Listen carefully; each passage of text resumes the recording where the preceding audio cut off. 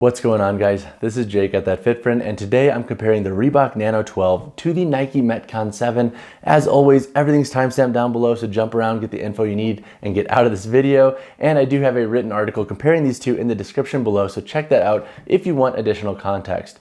So 5 major differences between these models is number 1, their midsole constructions and how their midsoles interact with your training context. So in the Reebok Nano 12, we have a Float Ride Energy Foam midsole that extends the entirety of the shoe. Overall, this midsole is what I would describe as like walking that middle ground between being stable enough for some heavy training, but then also responsive enough for some shorter runs, some HIIT workouts, etc. So it does have a similar level of compression and feel throughout the heel and forefoot. We have some extended outsole layer wraps here on the midfoot, so on the lateral and medial side, and then we also have plastic heel clips on both the medial and lateral side to provide a little bit of additional support. In the Nike Metcon 7, we have Nike React Foam throughout the entirety of this shoe's midsole, and then we have the Hyperlift insert built into the heel. So as opposed to the Nike Metcon 6 that had the separate Hyperlift insert that would come with it, we do have that built in, so we do have a TPU layer back here in the heel of this model. Now, how does that compare to the Reebok Nano 12's midsole? Well, in the Nike Metcon 7, we do have a slight compression up here in the forefoot. It gives you a nice responsive feel, but back here in the heel, it's a lot more stable.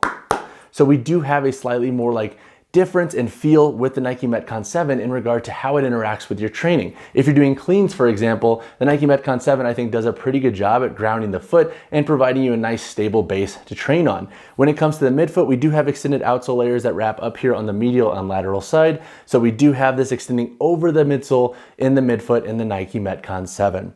The second major difference is the upper constructions used in each model. So in the Reebok Nano 12, we have a flex weave knit throughout the forefoot and midfoot, and then we have some layered woven textile materials through the midfoot and heel.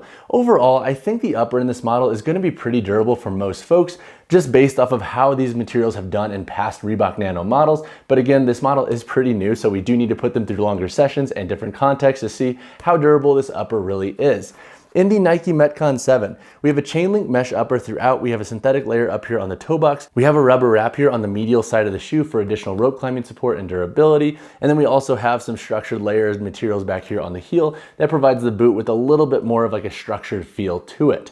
The third major difference is the fit and feel of each shoe. So in the Reebok Nano 12, we have a fairly consistent width throughout the midfoot, forefoot, and heel, and we also have a deeper boot. So we do sit deeper into the shoe compared to the Nike Metcon 7. In the Nike Metcon 7, it has what I would describe as like more of like an athletic feel. It has a low profile boot. We get a little bit of arch support here with this lateral wrap here. So we do get a tiny bit more arch support in the Nike Metcon 7. And as a whole, the midfoot runs a lot more narrow, despite the forefoot actually having a similar level of width to the Reebok Nano 12. So if you like having a more low profile athletic fitting shoe, the Nike Metcon 7 I think would be probably a better fit for your preferences versus the Reebok Nano 12 that has more of like a deep fitting shoe and it has a consistent width throughout. The fourth major difference is the heel to toe drop used in each shoe. In the Nike Metcon 7, we have a heel to toe drop of 4 millimeters. This is consistent with prior Nike Metcon models. And so in the Nano 12, we have a heel to toe drop of 7 millimeters. This is consistent with the Nano 11,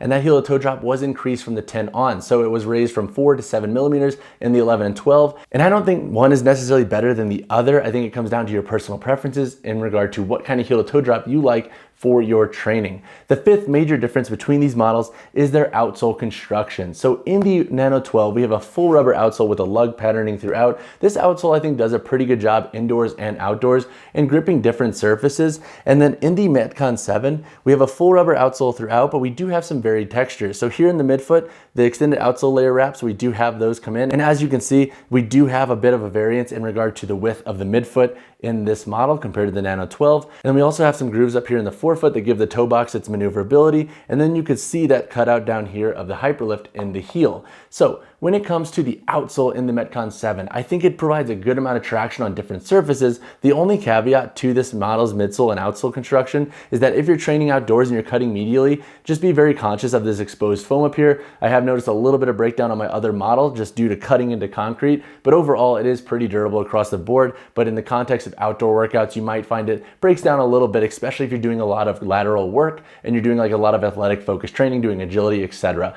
Overall though, I think those are the biggest biggest differences between these models. I will do an up-close construction breakdown later in this video, so if you're interested in that, jump to it. But now let's talk about the performance differences of each shoe. So now let's talk about some of the performance differences that exist between these shoes. And I'm gonna break this section to a few different parts, so jump around and contextualize which shoe will fit the context of your training needs best.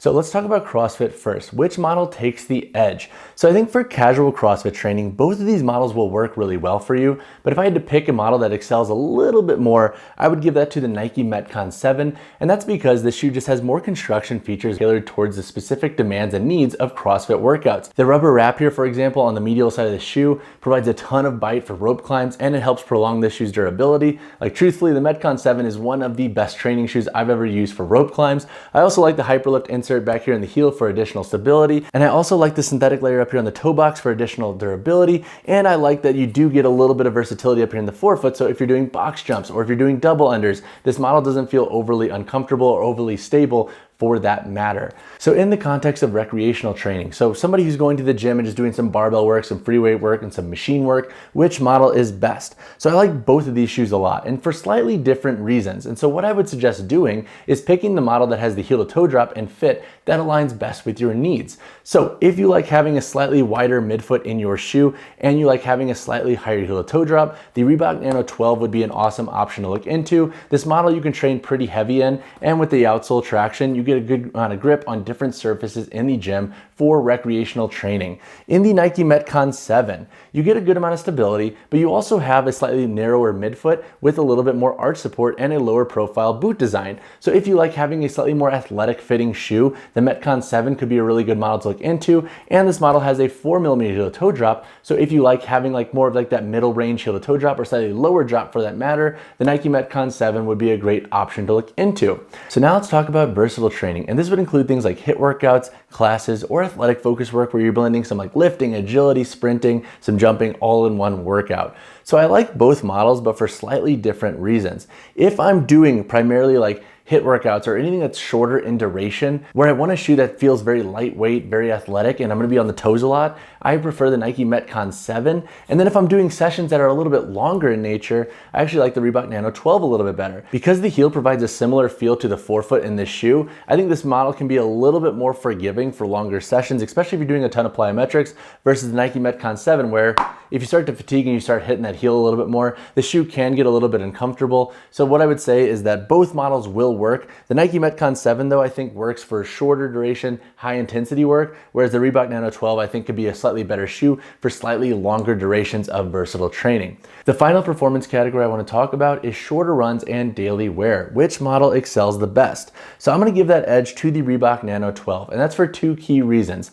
Number one, this model is a little bit more comfortable for shorter duration runs. So if you want to tack on 1, 2, even 3 miles before or after your workout, the Nano 12 is a decent model for tackling that with. It doesn't feel overly uncomfortable, and with that float energy foam midsole, you do get a decent level of responsiveness and comfort with the shoe. And also in the context of daily wear, I think this model does fit and look a little bit better because you do have a bit more width in it and a little bit of midfoot support. I think it will work for a variety of anatomies who want to wear this shoe for longer durations of walking or standing all day, and they look the part. Whereas the Nike Metcon 7, yes, it will work for daily wear and shorter runs, but you're going to be a little bit capped with its comfort with running. And then also for daily wear, the shoe I think can get a little bit uncomfortable for longer durations just because it does fit a little bit more narrow in the midfoot and have that more of that athletic feel. Every time I take my foot out of this shoe after wearing it for super long durations, I'm always like, I can finally like let my foot like fully splay and like relax and stuff. So this model will work for daily wear, but it definitely doesn't have that same level of width that kind of like gives you all day comfort if you want to rock this shoe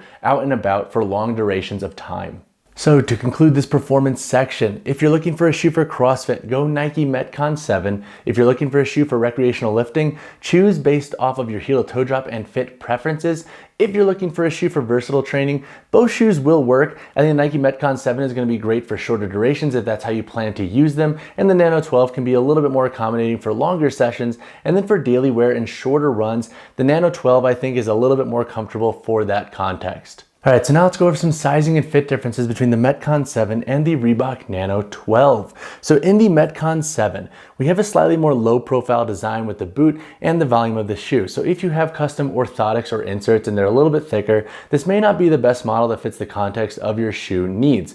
Now, when it comes to sizing and fit, most should be safe going true to size in the Metcon 7. Now, if you have a notably wider foot, you may want to go up a half size in this model. However, if you do need to size up in the Metcon 7, I would highly suggest trying to try them on in a store before investing, because with the low profile design and sizing up, you can run the risk of heel slip issues with the Metcon 7.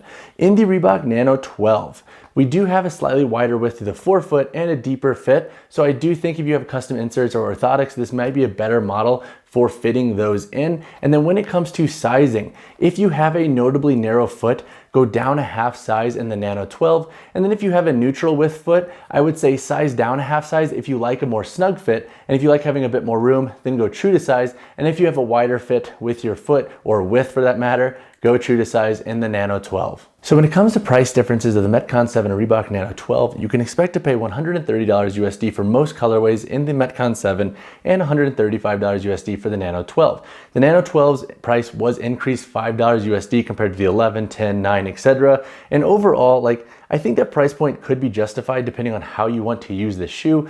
But if you can find deals on either of these models or older models, I would highly suggest doing so if you don't want to pay full price. All right, so now let's go over the weight, heel to toe drop, and insoles in the Nano 12 and the Metcon 7. In the Reebok Nano 12 here, we have a weight of 11.9 ounces for my size 10 model. The heel to toe drop in this shoe is once again 7 millimeters, and this model has a removable insole. In the Nike Metcon 7, for my size 10 model, we have a weight of 12.4 ounces. The heel to toe drop in this shoe is 4 millimeters, and this model also has a removable insole. All right, so now let's do a construction side by side of the Nano 12 and the Metcon 7. So up here on the toe box, we have an extended outsole layer that wraps up on both models, and we do have a synthetic overlay here on the Metcon 7, whereas we have more of like a standard flex weave knit throughout with a slightly more reinforced material here on the toe box on the Nano 12. Looking at the upper constructions, we have a flex weave knit throughout the midfoot and forefoot in the Nano 12, and some woven textile materials back here throughout the midfoot and heel. In the Metcon 7, we have a chain link mesh synthetic overlay here. We have a rubber guard here on the medial side of the shoe and some layered textures back here on the heel to give it a little bit more structure. We have the Nike React foam once again that runs throughout. We have an extended outsole wrap here on the medial side and on the lateral side. And then we have a built-in hyperlift insert, which gives this shoe's heel a nice level of stability.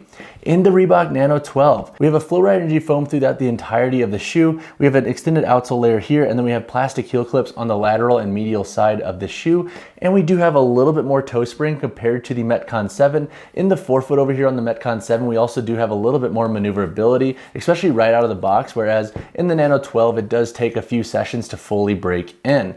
Looking at the outsole, we have a full rubber outsole here on the Nano 12 with that lug patterning, and then on the Metcon 7, as discussed earlier, we have a rubber outsole throughout. We have the hyperlift insert back here in the heel that you could see through. Looks similar to what like a weightlifting shoe generally has with the heel construction. We have a different texture here on the outsole for those wraps on the medial and lateral side, and then we also have some grooves up here in the forefoot to give this shoe's toe box a little bit more maneuverability. Looking at the midfoot and tongue construction, so here on the Nike Metcon 7, we have 5 eyelets that run up. We have Nike Flywire here on the lateral 3 eyelets that are in the middle of the shoe, and then we have a thicker tongue with a lace lock feature, so you can fold this down and lock down those laces when training. That's a pretty cool feature that some athletes and lifters really love about the Metcon 7. And then in the Nano 12, we have 6 eyelets that run up with a 7th back here for lace lock. The tongue is a little bit shorter than the Nano 11's tongue, and we have a loop here to help lock that tongue down. What I will say is the laces are oddly short in this model, so you may want to replace your laces if you like using the 7th eyelet back here and you do have a slightly thicker foot.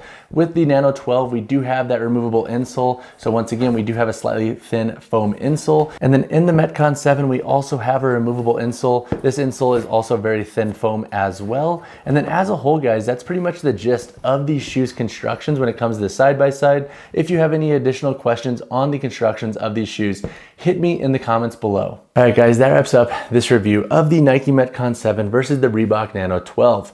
If you have any questions on these models or which model to go with, hit me in the comments below or reach out to me personally, whichever you prefer. And as always, guys, drop a like on the video, subscribe to the channel. I'll see you guys in the next one.